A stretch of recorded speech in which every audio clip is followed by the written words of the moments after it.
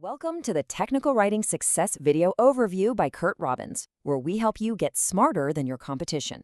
Today, we're jumping into some really great insights from a LinkedIn article by Kurt Robbins, which features the expertise of technical writer Joshua Oluwafemi Oyewole.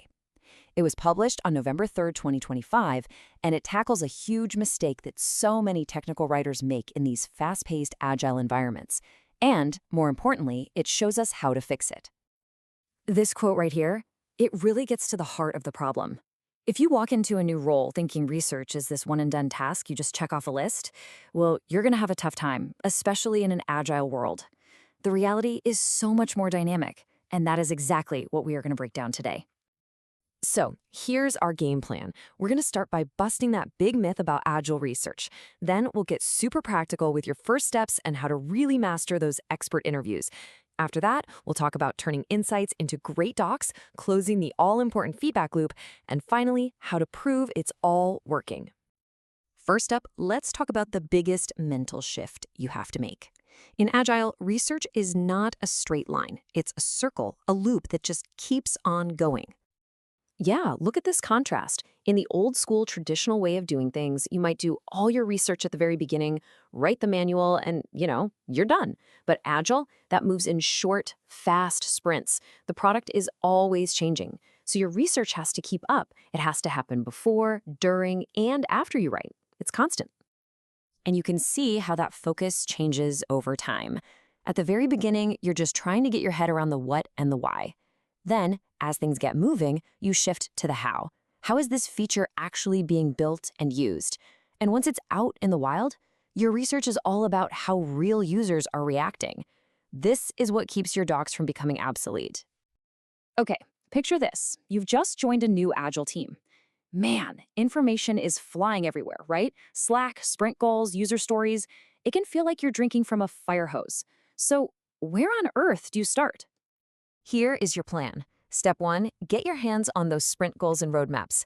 That tells you what the team cares about right now. 2, ask for user stories.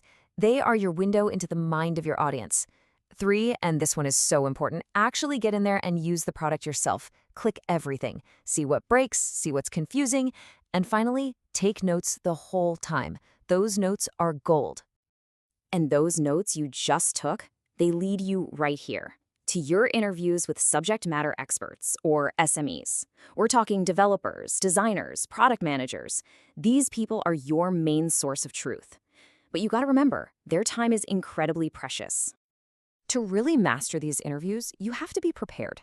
Seriously, don't waste their time with questions you could have Googled. Stay laser-focused on what's in the current sprint. And when you were testing things out yourself, show them exactly where you got stuck. Then, after the interview, always summarize what you learned and send it back to them. This one little step builds so much trust and catches misunderstandings before they become big problems. And this question right here, this is the one. This is the question that takes you from being just a writer to being a true user advocate. It proves you're not just thinking about the tech specs, you're thinking about the real person on the other end of the screen. So you've done your homework, you've interviewed your SME.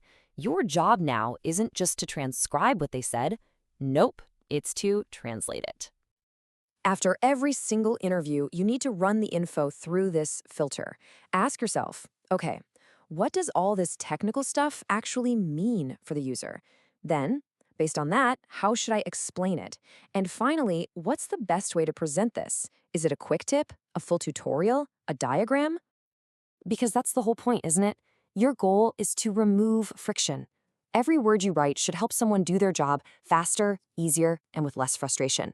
You are literally the bridge between complex engineering and a smooth user experience. Now, in the old way of doing things, shipping the product was kind of the finish line. But in Agile, it's just the start of the most important research phase of all, learning from real, actual users.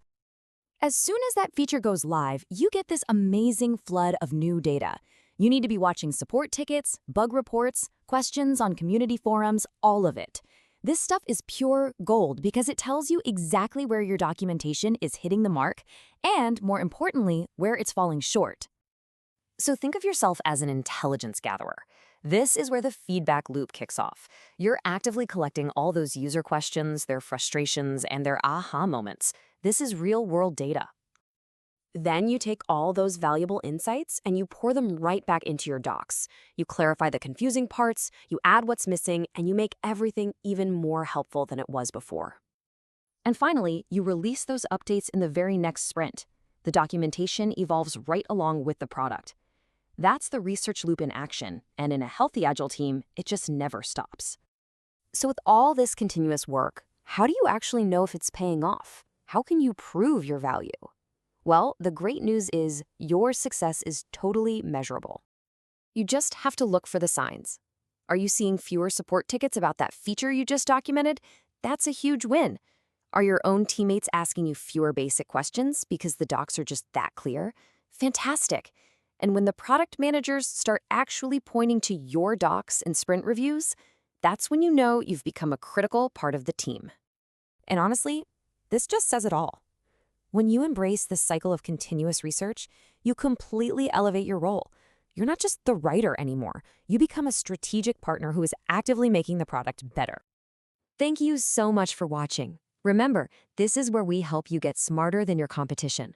To keep learning with us, please make sure you subscribe to the Technical Writing Success YouTube channel. And if you found this helpful, hit that like button, leave a comment, and share it. It really helps us reach a wider audience.